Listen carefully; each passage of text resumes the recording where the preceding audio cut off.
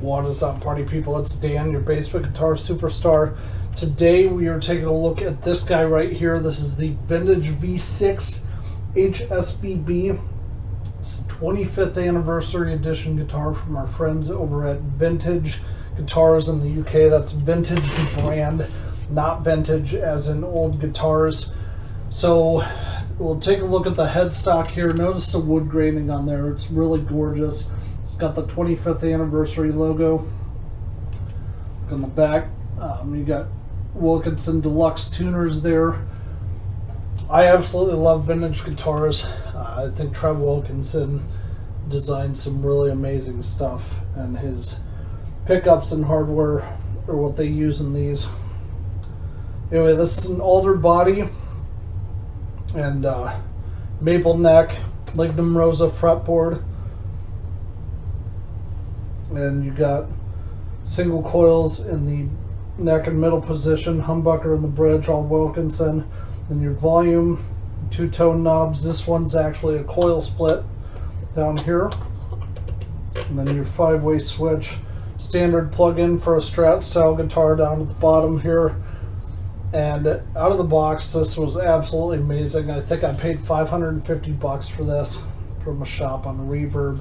Now, normally I don't buy stuff on Reverb, but I made an exception for this just because these are extremely collectible. So what Vintage did for their 25th anniversary is they made 100 of these style guitars, 100 Telecaster style guitars or V75s, and then 100 of the Les Paul style guitars. The US apparently got 25 of each, somewhere thereabouts. And I just had to pick one up. They're super collectible. I've played this one a lot, though. I'm having a hard time not playing this and my other one that I have, just because they're so good and they sound so amazing. And yeah, I absolutely love these, and I think they'll be worth some money someday. Not sure if I'm going to keep one or sell one 5 years from now. We'll see. But I have owned 4 or 5 vintage guitars now, technically. One of them I traded in to get a different Strat, which I'm not sure if you can see it behind me. It's a V6 Firenze Red with a maple fretboard. Maybe you can't see it. If you can, it's just off camera. We'll do another video on that one. But the nice thing with vintage, and I don't know why certain people are having issues with quality control with them, because everything I've bought from them, the quality control's been great. I have my first guitar I bought from them, a Vintage V100 Iced Tea, needed the action lower just a skosh. But other than that, right out of the box, everything has been very playable. No sharp fret edges on anything. This guitar literally feels like I am holding a $1,500 to $2,000 Fender Stratocaster. Like, this is how good this guitar feels. So for my money, I would rather have one of these, honestly. But anyway, I've rambled on too long. Let's go ahead and play for you, show you how it sounds, and then I'll come back and I'll give you my final thoughts. Okay, folks, we're back. I have the Vintage V6HSVB plugged in and all tuned up. For overdrive, I know I said I was going to use the Noise Pollution Bel Air, but that pedal is something really special, and I actually want to save the debut of that until we do the actual first impression video of it, which should be coming up. It's either going to be right before or like a week or two after this particular video. Kind of want to get this one out first just because I told Vintage I would do a preview of this. So what we're going to do, we're going to use the Tone City Durple. For those of you that don't know, it is Danish Pete's signature pedal. He's kind of the main YouTube guy over at Anderton's in the UK. They're a guitar shop in Guildford. So let's get some clean tones going here. I have the gain set to about 130 on that, toned just a skosh past noon, mids at noon, and volume at around 10. We're going to start on the bridge pickup. I am plugged into an Orange RT35 solid state amp. That's those of you that know Orange know they're pretty gainy, but this should still be a pretty good reflection because those amps are fairly inexpensive. So anyway, let's get some clean tones.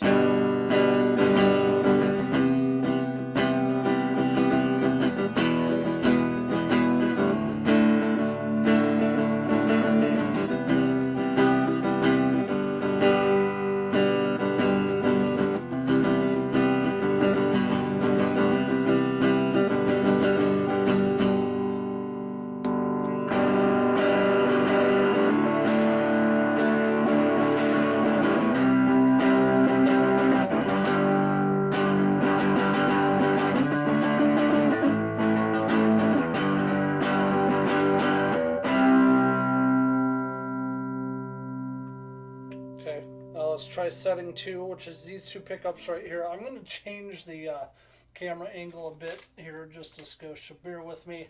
So now we're hopefully looking at the guitar and not my lower extremities here. Alright, so we're going to go setting 2 now. The first one was setting 1, which is just the bridge pickup. This is setting 2, which is these two guys right here.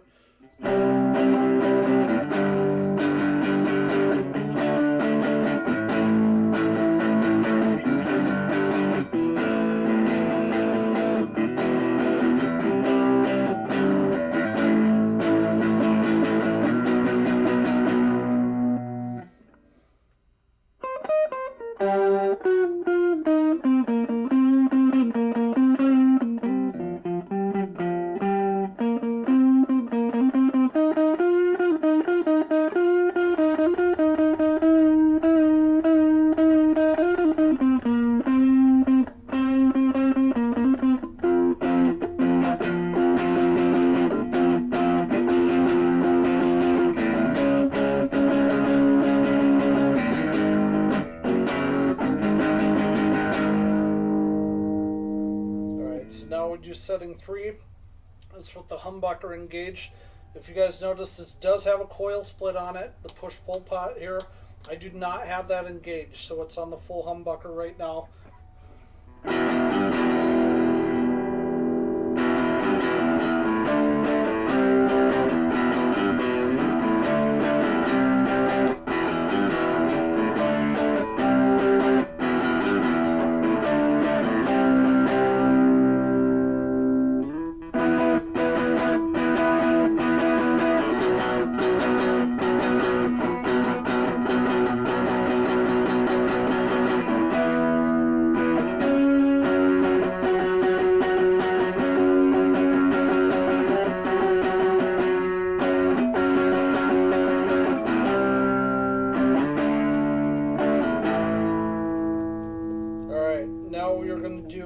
This setting right here, which is the middle pickup and the humbucker engaged.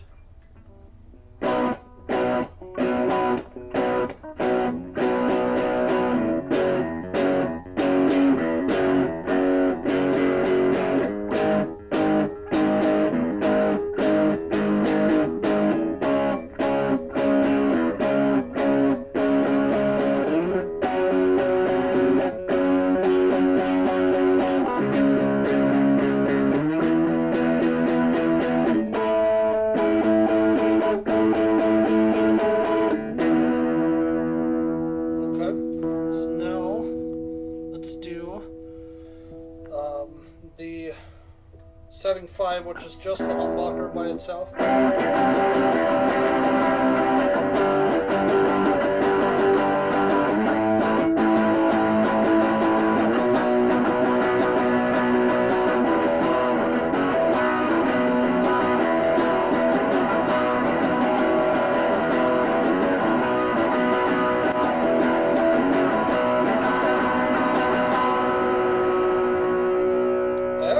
Try that without the Durple on.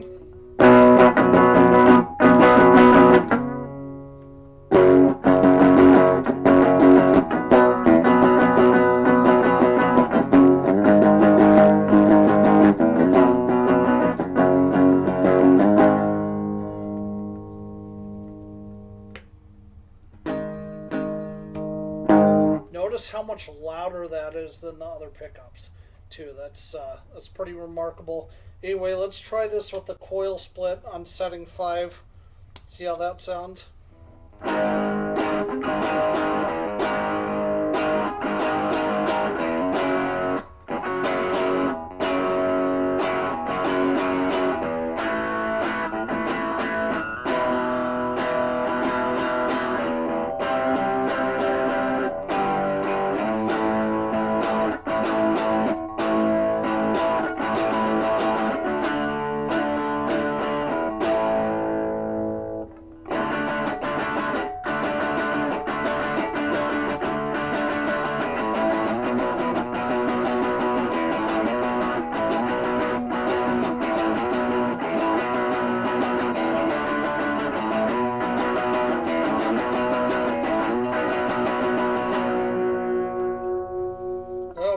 guys, but I think that those pickups sound a lot warmer than, say, like if a guitar that rhymes with hinder with one of these had the coil split on. I think these sound a lot warmer. Anyway, thank you for joining. That's been a preview of this. Hopefully you found that valuable. I'm going to talk about my final thoughts here. So I absolutely love this guitar. This is kind of a once in a lifetime opportunity. Congrats to Vintage Guitars on your 25th anniversary. I must say that I am very, very impressed by everything I've owned by them so far. Now, the caveat with that, I did trade in my V100 PBB because it just wasn't doing it for me. It had nothing to do with the quality of the guitar or the playability. I just wasn't feeling it, so I traded it in for the Firenze Red V6, which you're eventually going to see on the channel. I absolutely love this guitar. I'm going to give this a 9.7 out of 10. I actually like this better than the V100 Silverburst, which I never thought I would say. Or if you want to go by names, for those of you in the vintage group, I like Gimli. This is Gimli better than Gandalf, which is the V100. I'm a huge nerd, obviously, if you guys understand those references. But in my eyes, vintage can do no wrong. This to me feels like a $1,500 to $2,000 Fender Strat, like equivalent or better. Now that's just my opinion. I know I might get crucified for saying that in the comments section, but vintage is amazing. There's not a single sharp fret on this guitar. The setup was great out of the box, and I just don't have enough good things to say about them. And I'm not trying to do it to be a brown nose or any of that. I genuinely love vintage stuff. I've sold all my Epiphones, most of my Squier stuff. I think I own one Squier and 2 Fenders out of the 13 guitars I have. All the rest of them I've traded in. I do have an Anderson Brothers LP1, but everything else I've traded in to acquire vintage, the brand stuff. That's how much I believe in them. Anyway, guys, thank you for joining me for this preview. I hope you found it valuable. If you are new to vintage as a brand, this particular model is probably not available because, again, they only made 100 of this, 100 of the V100, which is the Les Paul style, and then 100 of the V75, which is the Telecaster style guitar. So if you haven't got one by now, it might be too late. But if you like the way this sounds, the other guitars that are like this, but not the 25th anniversary, in my opinion, sound almost as good as this one at the price point they're at. Usually I see them anywhere from $300 to $650, depending on the model. They're absolutely 100% worth the money, so if you have not looked into them yet, go do so right now. As always, thank you so much for joining me, and have fun playing.